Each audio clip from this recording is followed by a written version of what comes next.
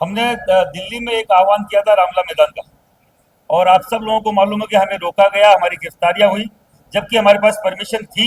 एक दिन पहले परमिशन रद्द कर दी जाती है और हमारी लाखों की संख्या में गिरफ्तारियां होती है। वहां के 30-40 किलोमीटर तक के थाने फुल हो जाते हैं।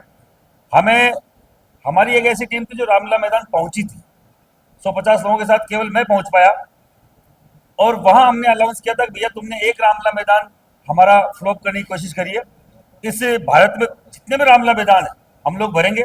और शुरुआत हम हमारे जयपुर की धरती से करेंगे, क्योंकि हम यहाँ पले बड़े हैं और ये हमारी धरती है। हम जानते हैं चप्पे चप्पे से कहाँ से आदमी आता है, कहाँ से कौन रोक सकता है। तो आज आपको मैं बोल दूं, हमारे पास परमिशन भी है उस ग्राउंड की, प्रशासन से भी परमिशन अभी मिली है। और हमारे यहाँ पे जितने भी लोग जो रामला मैदान नहीं पहुंच पाए दिल्ली, मैं आपके चैनलों के माध्यम से आह्वान करना चाहता हूँ, आप सब लोग दिल्ली आए, जयपुर आए। रामला मैदान रामला मैदान के सामने पुराना फुटबॉल ग्राउंड है रामनिवास बाग में, और अपनी उपस्थिति दर्ज कराएं। यूजीसी एक काला कानून जो हमारे बच्चों का भविष्य खराब कर रहा है, कहीं ना कहीं हमारे बच्चों के भविष्य को गर्त में ले जाने का काम कर रहा है, दूसरी जातियों से स्वर्ण जातियों को आपस में लड़ाने का काम कर रहा है, आपस में खाई खोदने का काम कर रहा है। जब हमारा बच्चा किसी जाति के साथ बैठ के पढ़ ही नहीं पाएगा तो किस तरीके की एकता है, मैं पूछना चाह रहा हूं केंद्र सरकार से, और बहुत विनम्रता से पूछना चाह रहा हूं मोदी जी से कि साहब ये किसको पूछ के आप लाए। आप बात करते हैं एक तरफ तो हिंदू एकता की, दूसरी तरफ आप भाइयों में ही आपस में फूट डलवा रहे हैं, जातियों में आपस में वैमनस्यता पैदा कर रहे हैं। और आप कहां से शुरुआत कर रहे हैं? देखिए, आपने हायर एजुकेशन के सेंटर को अखाड़ा बना दिया, आपने हर कॉलेज को राजनीति का अखाड़ा बना दिया है। आपके चैनल के माध्यम से बोलना चाह रहा हूं, अगर ऐसे ही चलता रहा तो यहां गृह युद्ध की स्थिति इस देश में हो जाएगी।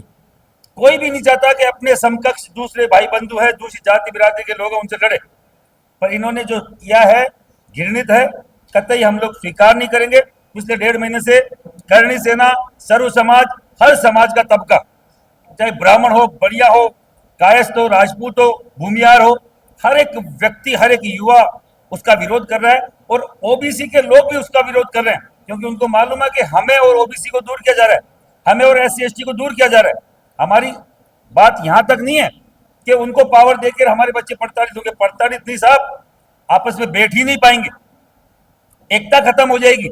जो हिंदू एकता कहीं ना कहीं इन 10-15 सालों में आई थी, आपने केवल एक बिल लाकर उस एकता को खंडित करने का काम किया, जो कतई हम लोग स्वीकार नहीं करेंगे। दूसरी तरफ एक स्वर्ण का बच्चा जिसको कोई भी तरह की रिजर्वेशन नहीं है, फिर भी वो विपरीत परिस्थितियों में जाकर कहीं ना कहीं 90 प्लस नंबर लाकर कंपटीशन में फाइट कर रहा है। क्या आपको वो भी उसको पसंद नहीं आ रहा? क्या वो भी वो उनसे देखा नहीं जा रहा? आप सब लोगों से बोलना चाह रहा हूं, आप सब लोगों के चैनल के माध्यम से बोलना चाह रहा हूं, पूरे देश के युवाओं को, कि भैया आपस में ये भेदभाव पटकने का जो ये षड्यंत्र आप लोगों ने चालू किया है, कतई हम लोग बर्दाश्त नहीं करेंगे।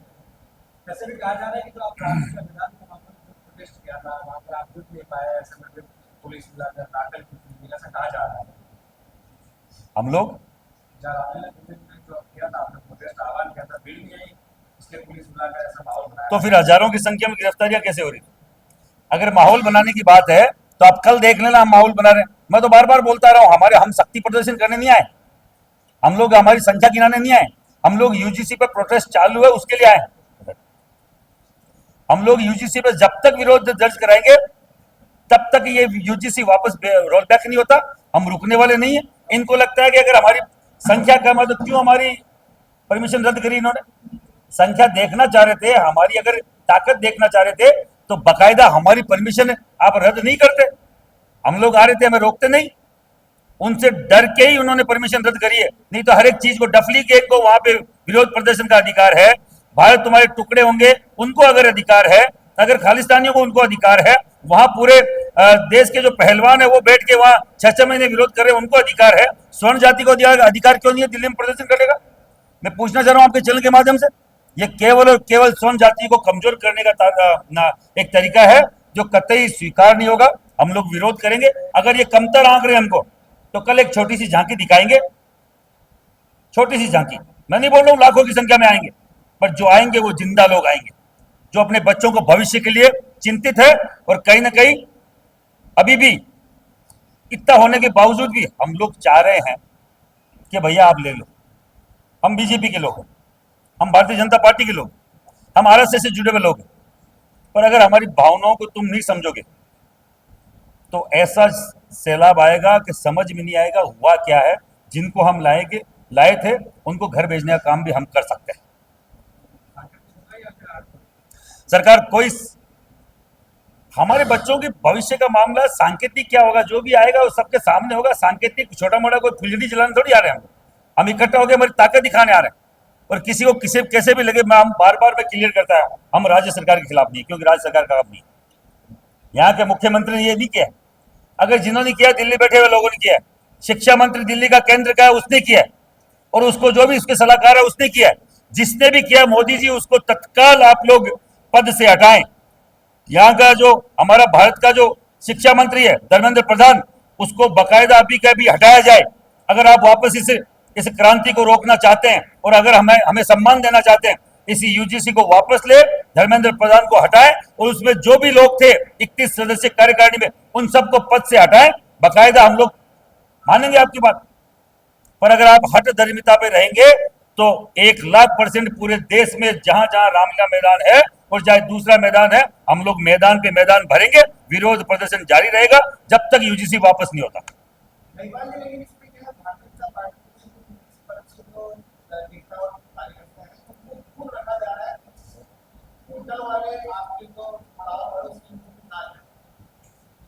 हर एक नेता को ये मैसेज किया जा रहा है। मैं तो बोल रहा हूँ हम तो जो स्वर्ण जाति के लोग हैं वो बेसहारा लोग, बिना नेतृत्व के लोग हैं। हमारा कोई नेता नहीं है, कोई जनप्रतिनिधि नहीं है। आप देखिए पूरे देश में कोई हमारा जनप्रतिनिधि होता तो बोलता। अब तक कोई एमएलए नहीं बोला, कोई एमपी नहीं बोला, कोई भी केंद्र का मंत्री नहीं बोला। क्यों भैया? हमारे कोटे से तुम टिकट लेते हो, हमारे वोट से जीत के जाते हो, और तुम्हें हमारे बच्चों के हक हकूक की बात आई तुम बोलने से कतराते हो। यही बात अगर कोई SC ST का कोई कानून होता, उनके नेता विधानसभा में लोकसभा में हंगामा कर देते और उनको झुकने में मजबूर कर देते। पर हमारे नेता मोदी जी से पूछने जैसे नहीं है कि मोदी जी आपने क्या किया। अब वो मुंह लुकाते फिर रहे हैं। मैं फिर बोल रहा हूं, अगर ये रोल बैक नहीं हुआ तो हमारे वो जो नेता है उनको काले झंडे दिखाए जाएंगे। मोदी जी लेके घूमते हैं सिक्योरिटी, वो नेता तो रोड पे मिलने तो आएंगे ही, जाएंगे कहां? पर अगर नहीं माने तो बाकायदा विरोध होगा। और आप जैसे बोल रहे हैं मैसेज करवा दो, मैसेज चुनाव में तो आएंगे, घर घर आएंगे, हम देख लेंगे कैसे आते हैं। हमारे घर में मत आना, तुम उन्हीं से वोट लेना जिनके लिए तुम बोल रहे हो कि 22 से 47 कर दिया। हमें किसी जाति से बेर ही नहीं है भैया। हम तो चाहते हैं हर जाति के साथ रहना। हमें जातियों से लड़वा रहे, हमारा झगड़ा है इस व्यवस्था से, इस सरकार से जो ये लेके आया, न कि किसी जाति से। हम किसी जाति के खिलाफ नहीं।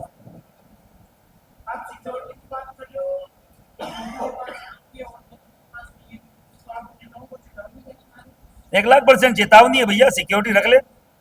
काला मुंह भी हो सकता है काले झंडों के साथ, जो हमारे बोलने का अधिकार नहीं रखते, जो समाज के लिए बोल नहीं सकते। वैसे कमजोर नेता इस स्वर्ण समाज को नहीं चाहिए। हमें चाहिए भगत सिंह और आजाद जैसे, जो वहां विधानसभा में धमाका करके अपनी बात को मनवा सके, अपनी बात को रख सके, अपने हक हकूक की बात को बकायदा इस सरकार से बोल सके। बोलने जैसा उनको पावर नहीं है।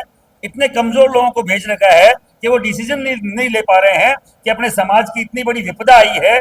संघ की आज बहुत बड़ी मीटिंग है हमारे पक्ष में, आरएसएस की। मैं आरएसएस का बाल्यकाल से स्वयं से हूं।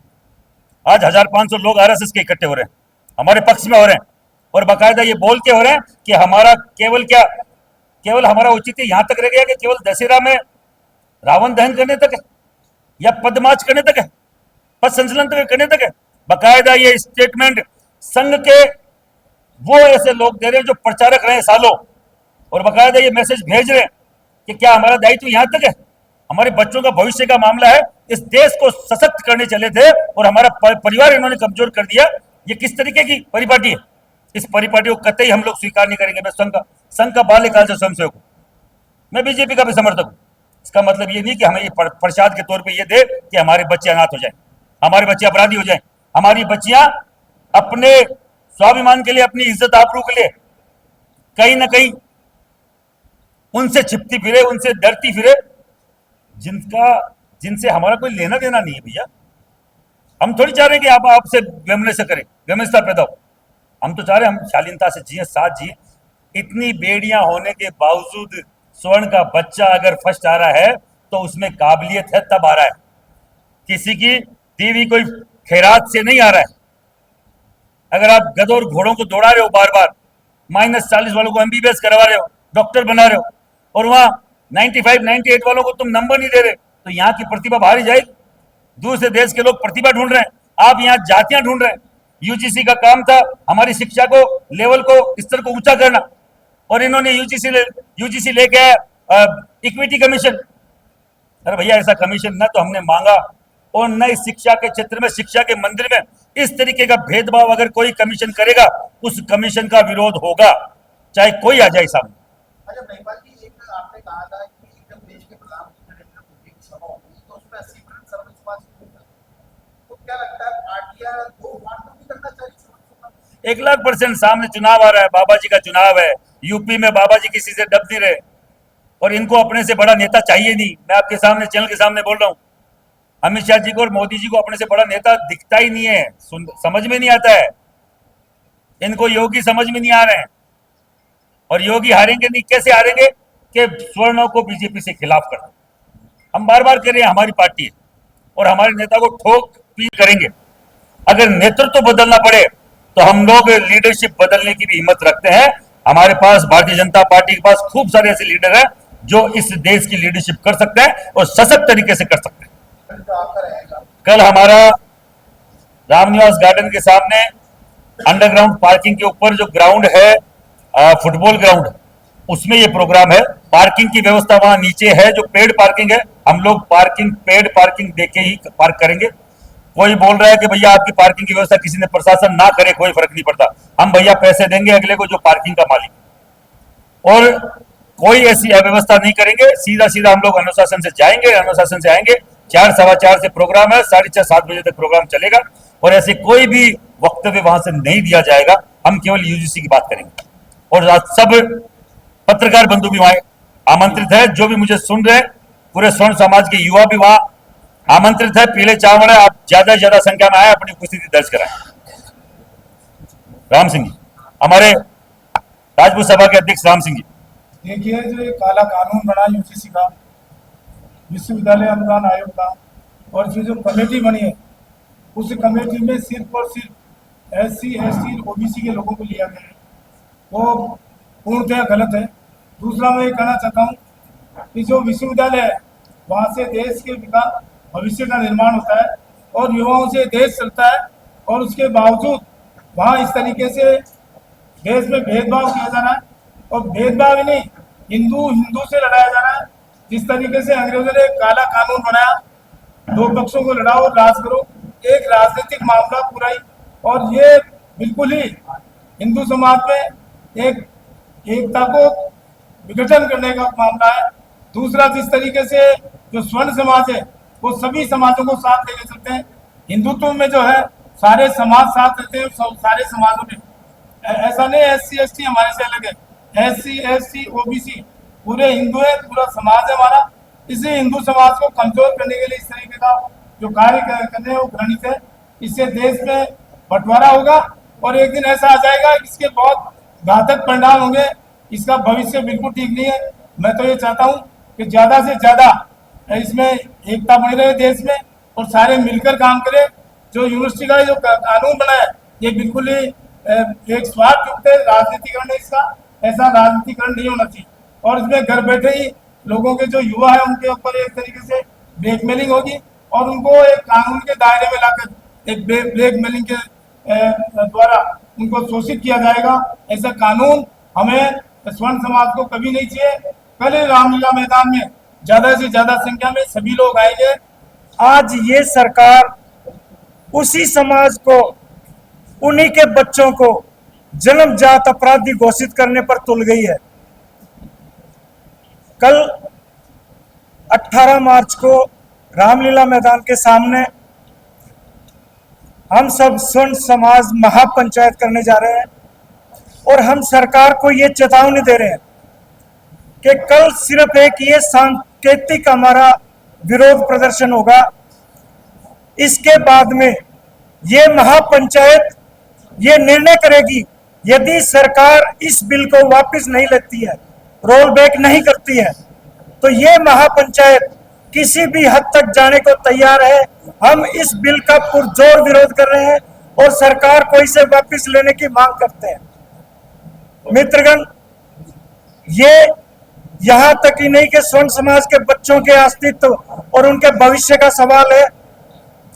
आने वाले समय में जो SC, ST, OBC इनको स्वर्ण समाज से काटने की एक बहुत बड़ी साजिश है। हमारा ये मानना है कि एक तरफ सरकार ये कहती है कि बटेंगे तो कटेंगे, लेकिन ये कौन सी विडंबना है कि सरकार ऐसा बिल ला करके हिंदुओं को आपस में ही काटना और तोड़ना चाहती है, आपस में लड़ाना चाहती है और देश में अराजकता की स्थिति पैदा करना चाहती है। हम इसका विरोध करते हैं और सरकार को इसे रोल बैक करने की मांग करते हैं। जय हिंद, जय भारत, जय स्वर्ण समाज।